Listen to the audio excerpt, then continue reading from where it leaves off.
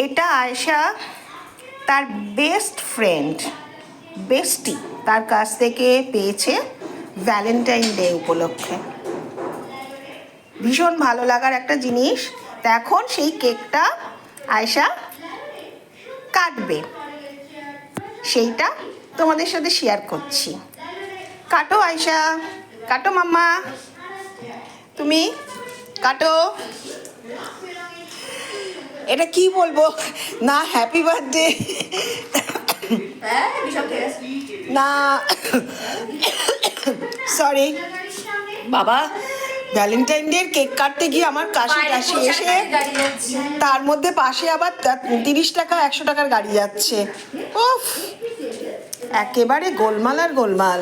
Valentine ব্যাপারটাই তো গোলমাল, তাই না? যার বয়ফ্রেন্ড নেই তার বেস্ট ফ্রেন্ড আছে, এটা আমার বেস্ট ফ্রেন্ড পাঠিয়েছে। একদমই তাই। আরে ভ্যালেন্টাইন মানেই তো তাই, সবসময় বয়ফ্রেন্ড থাকতে হবে তার মানে কিচ্ছু না সেটা। Thank you bestie, thank you Trisha. তুমি তৃষাকে কিছু বলবে? তৃষা এনে তোর জন্য। Happy Valentine day.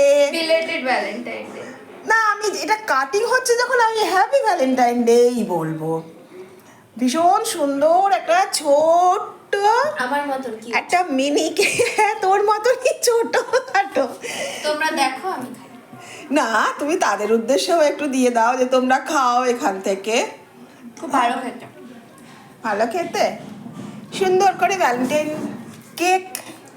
ভ্যালেন্টাইনে তো বন্ধু বন্ধুকে কেকই দেবে, আর তার সঙ্গে অবশ্য একটা ফুলের বোকেও দিয়েছে। সেটা না কোথায় যেন রেখেছি আর দেখাতে পারলাম না, ওটা কোথায় আছে, কোথায় একটা আছে না, যাক গিয়ে ঠিক আছে। ভীষণ মিষ্টি কেকটা, খুব ভাল লাগছে। গপ গপ করে নিজে কেটে নিজেই খেয়ে নিল, আমাকেও একটু খাওয়ালো না। কেক কাটিংয়ের ব্যাপারটাই জানে না যে কেটে যে ক্যামেরার পেছনে থাকে তাকে একটু দিতে হয়। আমি আর খাবোই না, আমার গোসা হলো তোর প্রতি। আমি আর খাবোই না। চলো এই পর্যন্তই।